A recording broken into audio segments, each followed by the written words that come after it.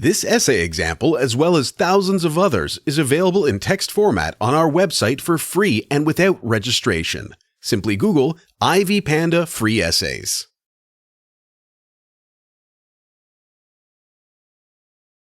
Introduction.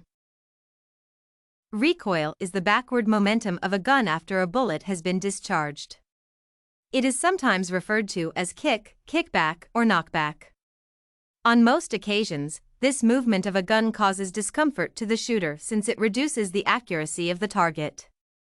There are numerous occasions when a shooter is thrown backward after shooting, especially in Hollywood movies. This backward force is what is termed as recoil. Newton's principle of momentum conservation best explains the recoil of a gun. This principle states that every action has an equal and opposite reaction. Momentum is the ability of an object to resist any change in its motion. Linear momentum occurs when an object moves in a straight line. Angular momentum occurs in rotational motion. The basic principle in the two cases remains to be conservation.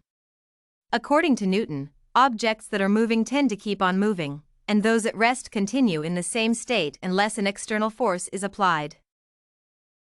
This work tries to explain the physics behind gun recoil. What makes this happen?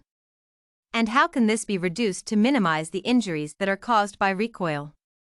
What are the main parameters that can be changed to make a gun efficient and with little recoil? This is a physical science operation that can easily be dealt with to reduce its impact. This can only be done with an in-depth understanding of the scientific background surrounding it. Propositions can later be deduced on ways of reducing the impact of gun recoil. Body. A gun at rest is affected by three types of forces. These are the weight of the gun pushing downwards, the normal force exerted by the shooter upwards, and the point of contact with the shoulder. Firing the gun allows for the projection of a bullet by force.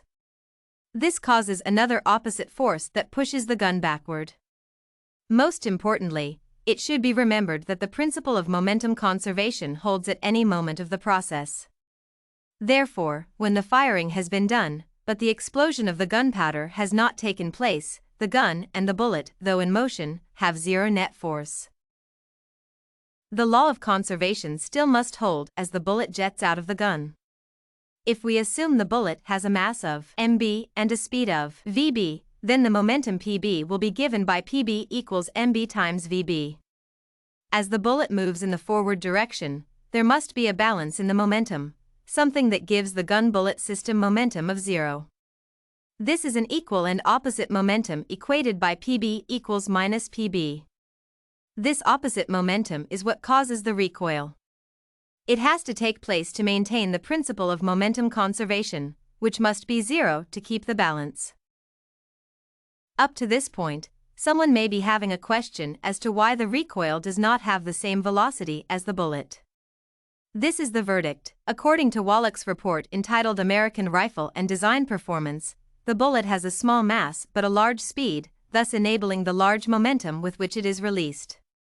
This is unlike the gun, which has a large mass. This makes it have a very low speed and, thus, low momentum. Nevertheless, this recoil is always enough to push the shoulder of the shooter strong enough. This means that a heavier gun is expected to produce lower recoil than a lighter one. There are two types of recoil. The primary recoil is the one described above. A secondary coil occurs when gases outflow from the muzzle. The latter is always the most dangerous coil for the shooter. Conclusion. Gun recoil is inevitable. As mentioned above, this is a physical science phenomenon that is part of gun manufacturing. Unfortunately, the principle of conservation of momentum has to be adhered to ensure that the efficiency of any gun is achieved. The gun bullet system must have a net momentum of zero. Therefore, the amount of recoil will depend on the weight of the gun and other specifications.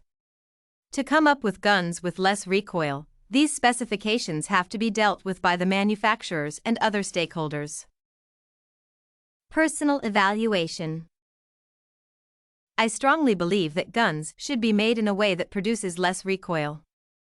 The recoil causes a lot of discomfort and even injuries to the shooters. When a shooter predicts the recoil of a gun, he can avoid pulling the trigger appropriately, hence missing the target by choosing to jerk the trigger. The discussion above has clearly shown that having the correct balance of the weight of a gun and that of the bullet can help reduce the recoil. Another issue is the gunpowder. Manufacturers should produce battles with fewer outflows of gases, hence reducing the chances of the secondary coil. Did you like this? The physics of gun recoil? Scientific background sample? To get more works like this one, make sure to check out the database of academic paper examples at ivpanda.com.